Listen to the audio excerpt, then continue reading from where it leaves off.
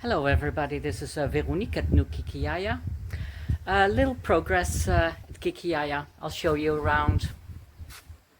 So remember, I'm in Cambodia and we don't have shops here in Kampot where you can go and buy a kitchen or something like that. So this is a developing country. But I wanted to have something that looked like a kitchen.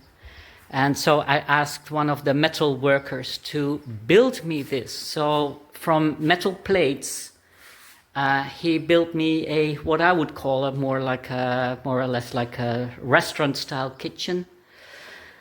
I bought a fridge. This one is new. So he made these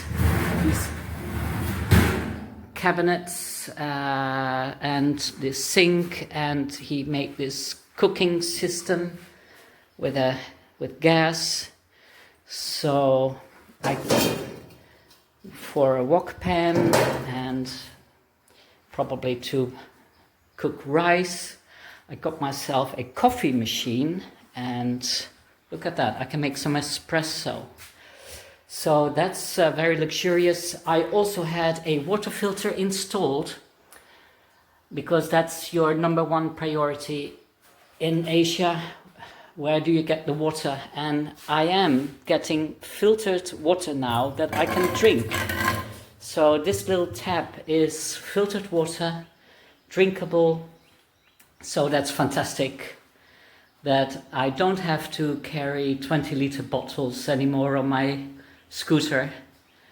So this is very comfortable, although I don't really cook, but you never know, in the future there might be people who want to cook here, or I'll have some staff. Tomorrow, my first staff member is coming. I hired a gardener. I just realized that this is a lot of work and I can't do it all by myself. So I decided to have a gardener. He will come 5 days a week, 6 hours a day. In the morning 3 hours and 3 hours in the afternoon to assist me with the garden and menial jobs, stuff like that. And I'll probably have a housekeeper as well, because I just realized it's a lot of work. So it's a Sunday, it's hot, it's the hot and dry season right now. I think it's 36 degrees right now. It's 11 o'clock in the morning, so the workers are taking a siesta. And they'll start working again at 1 o'clock till 5. So they're still working on the gatehouse.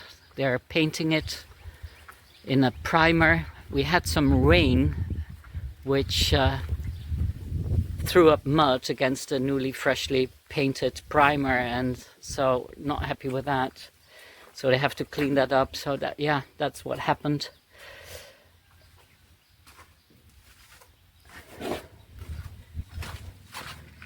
And they're also working on this pavilion. And they're slowly working their way up on the big house, the big fox house. The foundation is done, and now they start building the walls. So this will be the view from the living room. Actually, the living room has a view in 3 directions. So this is the living room.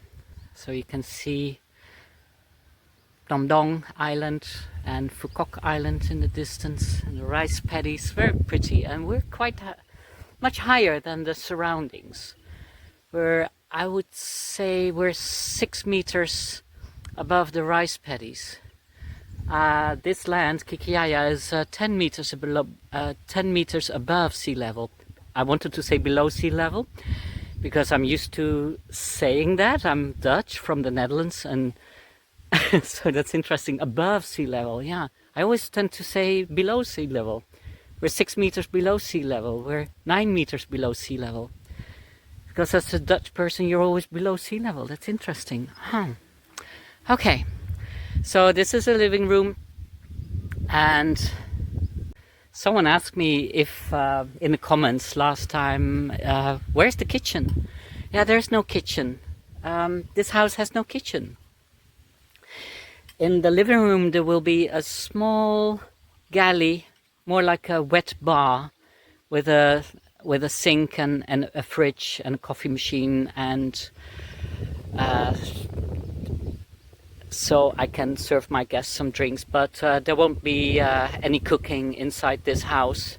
That's why I had this kitchen made in the guest house over there.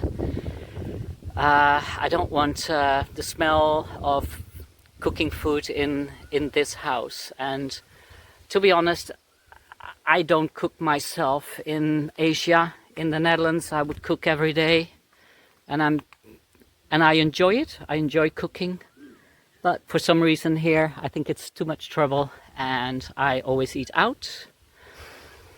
So we're looking at the bathroom. This is my bathroom. It's quite big, so it's 2.5 meters by 5 meters. That's I think that's a big bathroom. And this is my walk-in wardrobe. It's not that big, but long, 5 meters long. And that's the bedroom, 30 square meters, 5 meters by 6 meters. So that's pretty big for a bedroom. In Asia, for some reason, I tend to spend most of my time in my bedroom, and only for special occasions you go into the living room with your guests. But for some reason in Asia I never, well, life is very different in many ways. I live a very different lifestyle from the Netherlands, which I want to talk to you about too, because 8 weeks from now, at the end of May, I'll be in Cambodia for 2 years. So there's another thing I want to talk to you about. About 2 years ago, almost 2 years ago, in May 2023, I moved to Cambodia. And I think I was leading a good, happy life in the Netherlands, in the forest, with my dog Kiki. And there's a reason why I no longer live there, and I want to talk to you about the reason why I felt the need to flee from the West, flee from the Netherlands, and move to Asia, because I had a pretty good life in the Netherlands, one of the happiest countries in the world. It ranks number 5 after Scandinavian countries, and I think Switzerland or so, and the Netherlands is number 5.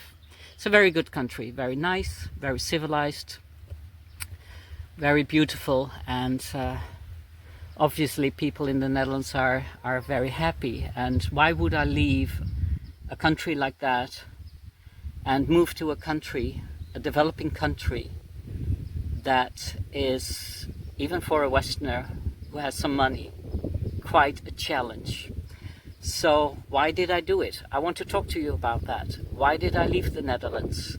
Because there's a very good reason for it, and I can already feel the tears in my throat and that's why I still, after 2 years,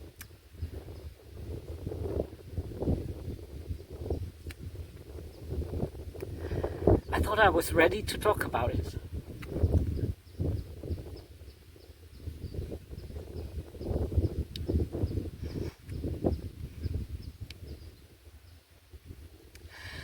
So